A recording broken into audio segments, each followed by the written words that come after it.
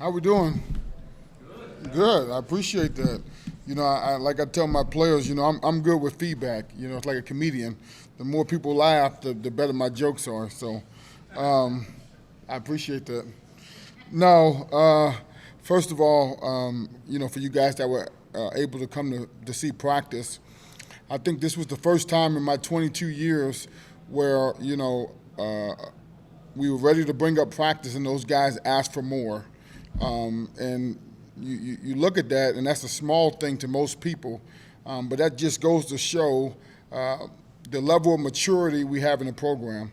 When you have a group of guys that's put a lot of blood, sweat, and tears into everything that's happening, and they are fully invested, they don't want practice to end. And I think as a coach, that's what you look for. I talked to the guys at the beginning of training camp, and I told them about a Chinese bamboo. So a Chinese bamboo takes, 5 years before it breaks the surface, right? But you have to water it, you have to nurture it, you have to take care of it daily, and I think that's where we're at in our program. This is our 6th year. This is our best football team that we've had in every aspect of the word, and I mean that from a developmental standpoint, a physical standpoint, a mental standpoint, a spiritual standpoint. All those things we've helped these young men grow and develop in our program, and it's awesome to see. I love these guys. This is the first time I feel like all 120 guys on the team is a part of our program and doing it and pulling in the right direction. Very little drag as far as I see it. A couple things that we talked about. We spent a lot of time with the schedule, building a schedule that's conducive to allowing these guys to develop and play their best performance. And so this morning we practice in the morning. Tomorrow we practice at night, and that gives them, 28 hours to get their bodies and minds recuperated. Spent a lot of time with the nutritionist, Melissa, who does an awesome job. Spent a lot of time with Junie and his staff, being able to maximize our team. And I think that, that's one area that I think we've increased, being able to feed them more, the nutrition, different things to help them be able to develop. And I think that becomes our edge. When guys, we used to have guys lose 8 pounds and come back the next day and be 4 pounds still underweight. That affects your performance. Now if a guy loses 6 pounds, he comes back tomorrow. He's heavier than what he was the day before. And I think all that planning and how guys are taking care of themselves are extremely critical for us to be the type of team we want to be. As I look at the season, obviously we are in a 6-week progression the way I look at it. We got 4 weeks of camp, then we have 2 games and then a bye week. So we have a chance to really assess different things, where we're at, what we need to improve upon, what are the things that we need to do from a complete team standpoint to be better. As you look at it, we are 6 practices in. It's been very competitive, a lot of energy, a lot of urgency, very, very physical on both sides of the ball and on special teams. And what you start to see is we've had a lot of guys improve as we go. We spent about 2 hours as a staff last night talking about personnel, and we are a lot deeper team than I even anticipated in the summertime. We got guys at different positions that can play multiple positions, that can do more things for our football team. I counted last night, we got 85 guys that can travel. And so really, if you can travel 70 guys for MAC games, that's 15 guys that still have the ability to play for us. It's been years in the past, we've had 60 guys and try to find 10 more guys. So we are not lacking for depth. We're not lacking for experience. We got to continue to grow, keep them healthy, and then be able to go play. As far as practice, what you see and what we talk about is understand what it takes to win the drill. And I talked to our team the other day. I told them about a golf experience I had with my brother. And, my brother, he's 10 years younger than me. He really wants to beat me bad. But if you focus on the person, you lose track of the main goal. And so, one thing I talk to our team about is focusing on the course, right? And the course for us is every opponent that we play. but the person becomes the opposite side of the ball. So we are not looking at, hey, can I beat the defense today or can I beat the offense today? What do we need to do as a collective football team to put ourselves in a position to win the game? We have tremendous leadership. That's one thing that I think is really going to separate us this year. We understand adversity is going to come in some form or fashion, but the leadership that we have gives me great confidence that we can handle whatever comes our way and be able to persevere as we continue to go. I know a lot of people want to ask the question about the quarterback. That is not my concern at this point, based on what I'm seeing. We have a complete football team. We're going to play that way, and I think this will be we have an opportunity to have a great season. So, any questions? Easy. I appreciate it. Oh, a mic. Oh, okay. Wait for the mic to come this way. But when you have a more experienced team like this, one of the most experienced, in the country, how much does that change your expectations, if any, whether it's on practice or on game day? How much does that change your expectations as a coach? Well, I think when you have an experienced team, you're fighting for standards.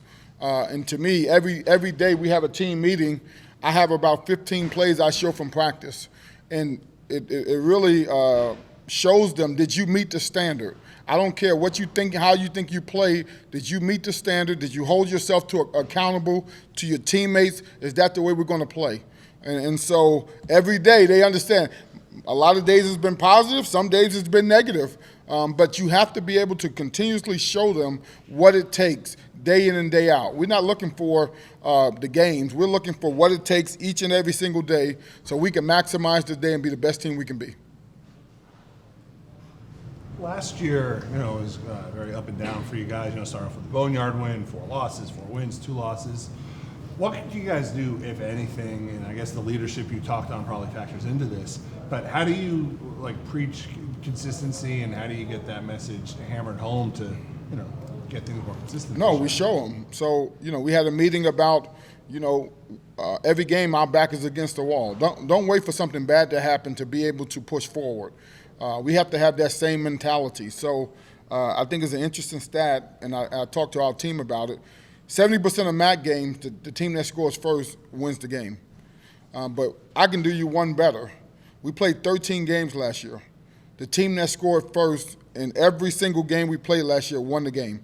So when we talk about no matter if we have the ball or we playing defense, that is the most important situation of the game, and then we'll figure out the next 3 or 4 quarters. So we are constantly trying to put them in that mindset of understanding the urgency of every single play, right? If you knew the first team that scored in every game we played won, I will make sure, whether we're kicking it or deferring it, I'm going to be ready to play from that opening snap, because that can determine the game. The experience you have, what's the most stressful situation you're trying to put them in each practice to get that next level? Well, the most stressful thing for me is to keep them healthy. The most stressful thing to them is to put them in situational football. So today we did second down, play third. We did third down, play fourth. So we have to constantly put them in situations where they understand down and distance is important. What is the opposition trying to do? Okay, defense, right? A lot of times they get to fourth down, they put their hand up like they're going to special teams. Well, teams are being a lot more aggressive in situational football and going for it. So now you have to say on 3rd and 4, this could be a potential run, right? Knowing that, hey, they got 2 downs to get it. So we're trying to put them in as many situations as possible. We use a lot of examples from previous years of things that happened in game from a situational standpoint, and how can we move forward that way. Like the other day we did the Georgia Tech situation. So we had the ball at the plus 25 in Georgia Tech with 2 minutes left. We had 1 timeout. In the ideal situation, you score with no time remaining, right? But you have to play the situation to see what happens.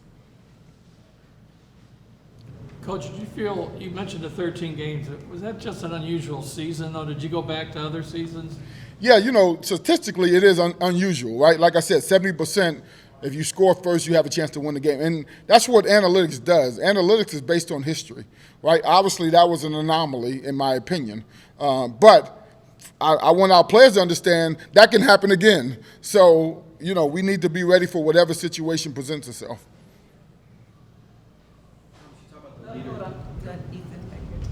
Coach talked about the experience and what you've been able to do this year compared to last year. Just where do you feel your confidence level is at this point compared to maybe at this point last year with that added experience? Yeah, I mean we're good. Now we have to go play, but I just I know everybody wants to talk about Ontario Brown. Ontario Brown, he had 1,300 yards last year. Great job. He is a much better player right now than he's ever been in our program. So to me, when you look at confidence and how guys have grown and developed, is he back there? Oh, he is back there. I didn't even know you was back there. But you are a much better player than you were last season, right? And I think he understands that. The tape shows that. The way he practices shows that. So if he stays healthy and he does the things consistently on a day-to-day basis, I have great confidence. There won't be many backs in the country better than him.